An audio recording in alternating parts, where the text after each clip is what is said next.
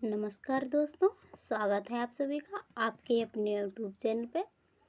दोस्तों, आज मैं लेकर आई हूँ आपके लिए बहुत ही महत्वपूर्ण प्रश्न जो सभी होने वाली प्रतियोगी परीक्षाओं में बार बार पूछे जाते हैं। तो चलिए दोस्तों, वीडियो को स्टार्ट करते हैं।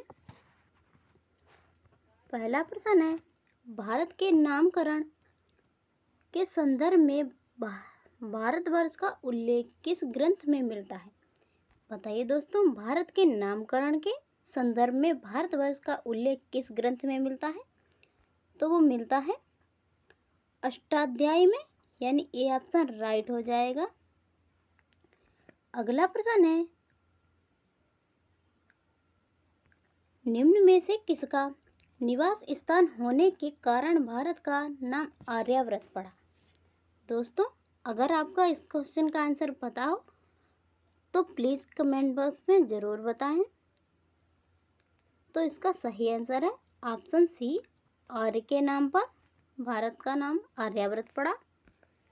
अगला प्रश्न है, पुरातात्विक विधा का अभिप्राय है। बताइए दोस्तों, पुरातात्विक विधा का अभिप्राय क्या है? तो वो है शिलालेखों का अध्ययन, यानी बी ऑप्शन सही हो जाएगा। अगला प्रश्न है, निम्नलिखित में से किसने खरोष्ठी लिपि को पढ़ा था? बताइए दोस्तों, निम्नलिखित में से किसने खरोष्ठी लिपि को पढ़ा था? तो वो पढ़ा था जेम्स प्रिंसेप ने, यानी डी ऑप्शन करेक्ट हो जाएगा। अगला प्रश्न है, सिक्कों के अध्ययन को क्या कहा जाता है? सिक्कों के अध्ययन को क्या कहा जाता है? आपके ऑप्शन है इकनोग्राफी, इथेनोग्राफी, एपिग्राफी, न्यूमिस्मेटिक्स। इसका सही जवाब हो जाएगा ऑप्शन डी, न्यूमिस्मेटिक्स। अगला प्रश्न है, ऋग्वेद क्या है? दोस्तों, आप सभी को पता होगा ऋग्वेद क्या है। तो वो है युद्ध स्रोतों का संकलन। ये ऑप्शन राइट हो जाएगा।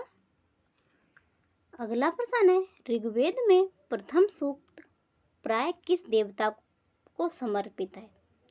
बताइए दोस्तों, ऋग्वेद में प्रथम सूक्त प्राय किस देवता को समर्पित है? तो वो समर्पित है अग्नि को। ये ऑप्शन राइट हो जाएगा। अगला प्रश्न है, सबसे पुराना वेद कौन सा है? दोस्तों, आप सभी को पता होगा सबसे पुराना वेद कौन सा है। तो सबसे पुराना वेद है ऋग्वेद, बी ऑप्शन करेक्ट हो जाएगा। अगला प्रश्न है, ऋग्वेद में सबसे पवित्र किस नदी का जिक्र था? बताइए दोस्तों, ऋग्वेद में सबसे पवित्र किस नदी का जिक्र था? तो वो जिक्र था सरस्वती का, यानी ए ऑप्शन राइट हो जाएगा। अगला प्रश्न है, निम्नलिखित में से किसका संकलन ऋग्वेद पर आधारित है? बताइए दोस्तों, निम्नलिखित में से किसका संकलन ऋग्वेद पर आधारित है? तो वो आधारित है सामवेद, यानी बी ऑप्शन राइट हो जाएगा। अगला प्रश्न है, शास्त्रीय संगीत के सिद्धांत की विवेचना की गई है। बताइए दोस्तों, शास्त्रीय संगीत के सिद्धांत की विवेचना की गई है। तो वो की गई है सामवेद में, यानी डी ऑप्शन सही हो जाएगा। अगला प्रश्न है, शुक्ल यजुर्वेद एवं कृष्ण यजुर्वेद का संबंध किस वेद से है? शुक्ल यजुर्वेद, कृष्ण यजुर्वेद का संबंध किस वेद से है? तो यजुर्वेद से है। अगला प्रश्न है, किस वेद में सभा एवं समिति को प्रजापति की दो पुत्रियां कहा गया है? बताइए दोस्तों, किस वेद में सभा एवं समिति को प्रजापति की दो पुत्रियां कहा गया है? तो वो कहा गया है अथर्ववेद, यानी डी ऑप्शन सही हो जाएगा। अगला प्रश्न है, आयुर्वेद अर्थात जीवन का विज्ञान का उल्लेख सर्वप्रथम मिलता है? बताइए दोस्तों, आयुर्वेद अर्थात जीवन का विज्ञान का उल्लेख सर्वप्रथम मिलता है, तो वो मिलता है अथर्ववेद में। डी ऑप्शन सही हो जाएगा। अगला प्रश्न है, किस वेद में सभा को नरिष्ट अर्थात सामूहिक वाद विवाद या अनुलंघनी कहा गया है? तो वो कहा गया है सामवेद को। सी ऑप्शन राइट हो जाएगा। अगला प्रश्न है, 1800 से 600 ईसा पूर्व का काल किस युग से जुड़ा है? बताइए दोस्तों, 18 से 800 से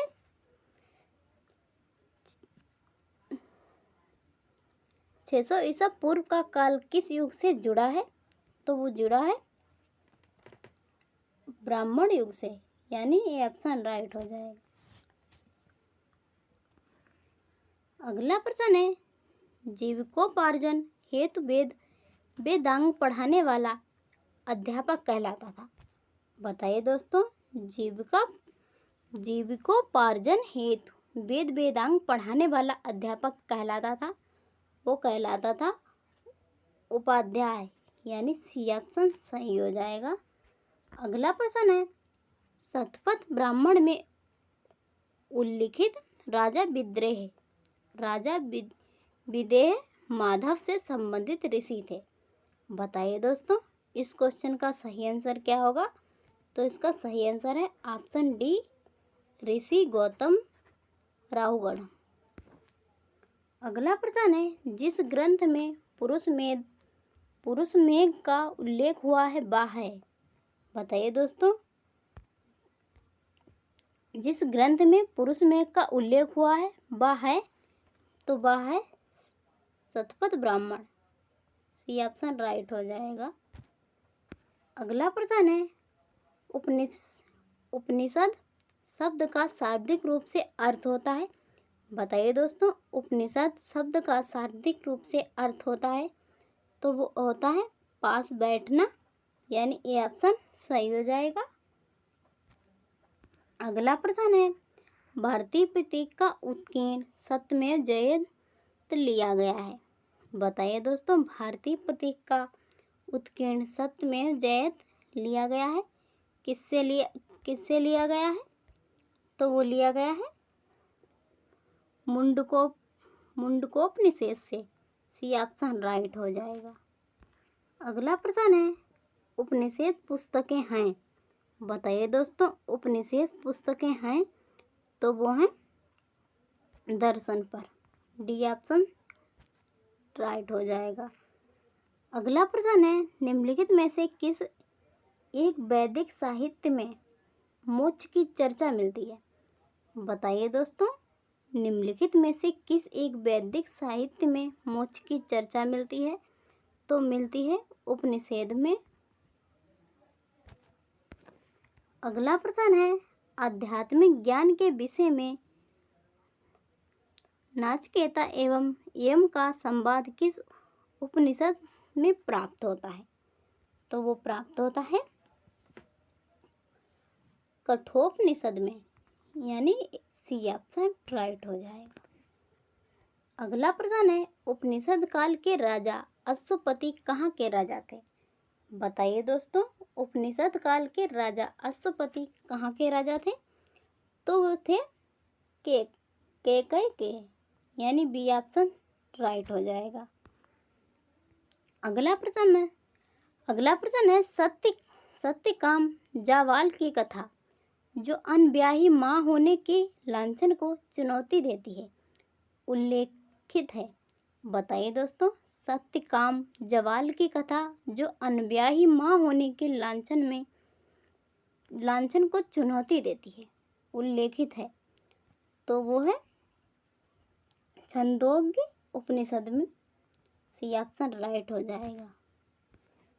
अगला प्रश्न है, याज्ञवल्क्य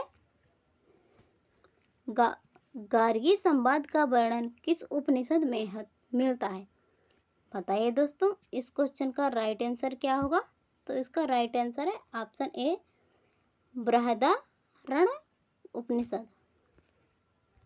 अगला प्रश्न है, तमसो माँ ज्योतिषमय कथन है मूलतः। बताइए दोस्तों, तमसो माँ ज्योतिषमय कथन है मूलतः, तो वो है उपनिषदों का, यानी ए ऑप्शन राइट हो जाएगा।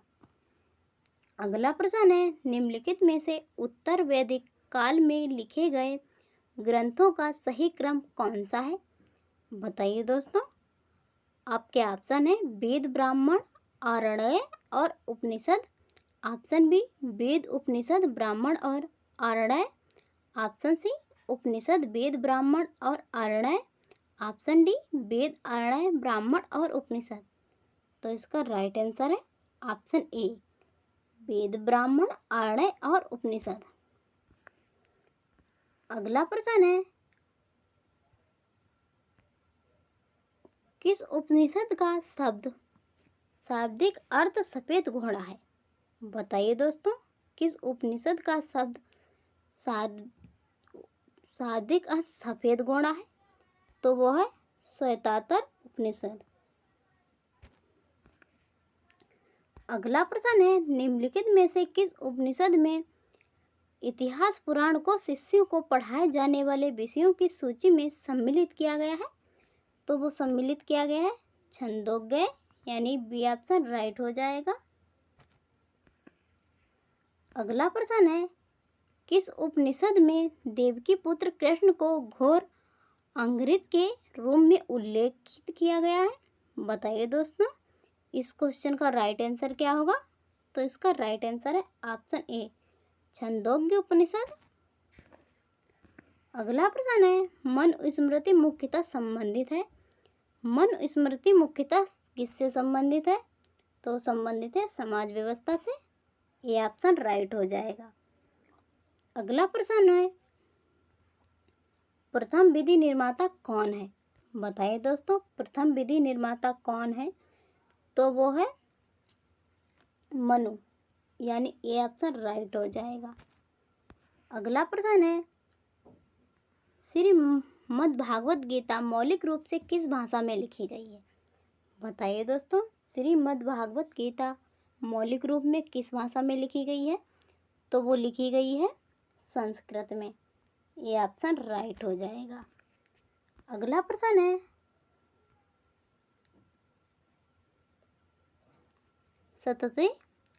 सतसाहसी संहिता उपनाम निम्नलिखित में से किस ग्रंथ का है।